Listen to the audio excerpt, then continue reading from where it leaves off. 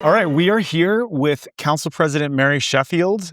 Thank you so much for being on the program. It's Thank good you to for see you. having me always. So I want to talk about your role as City Council President. Mm. Before Stephen and I were talking about how it's kind of not typically been a path to the mayor's office, city council members.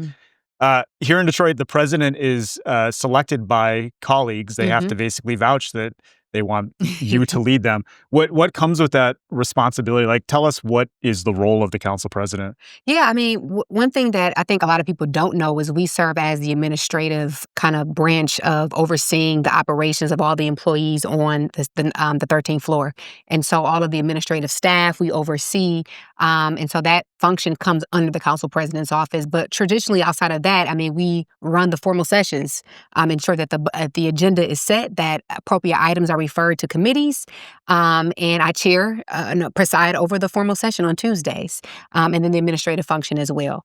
I think it's a great opportunity, though, because the last 12 years serving on council, the perception of the city council has changed drastically.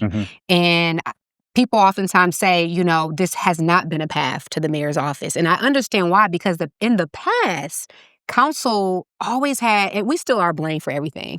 But I now, see it every week. We are. But now I think it's more, this council was at least working with the mayor. There's more collaboration. There's not this adversarial bickering, pointing fingers, not getting things done. But we're talking, we're working together, and there's progress. And I think the overall perception of the city council has changed compared to years ago, where people looked at council as it was dysfunctional, it was not professional, there was a lot of bickering, name calling.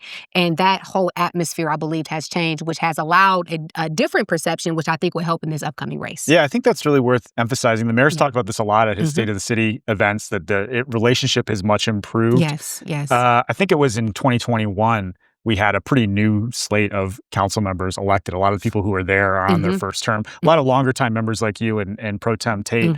What do you think really changed to restore that kind of perception of the council being more functional and doing, what its job is? Yeah, I would just say new leadership, understanding where we've come from. A lot of the dysfunction led us to, decline.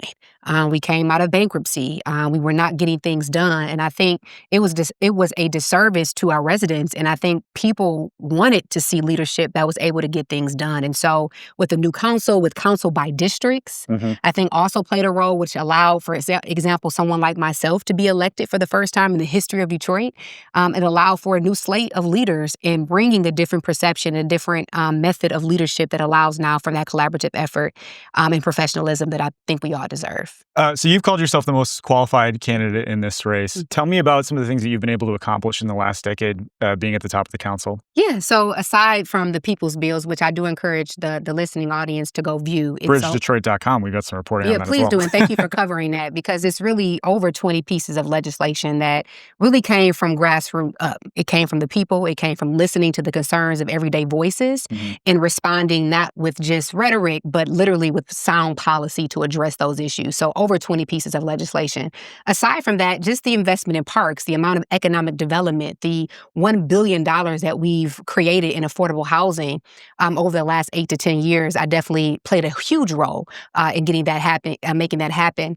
The amount of jobs that we've created for Detroiters, the investment in our parks, the crime reduction that we see in Detroit, all of these things are in partnership with the city council and my office to ensure that the progression of our city is moving forward.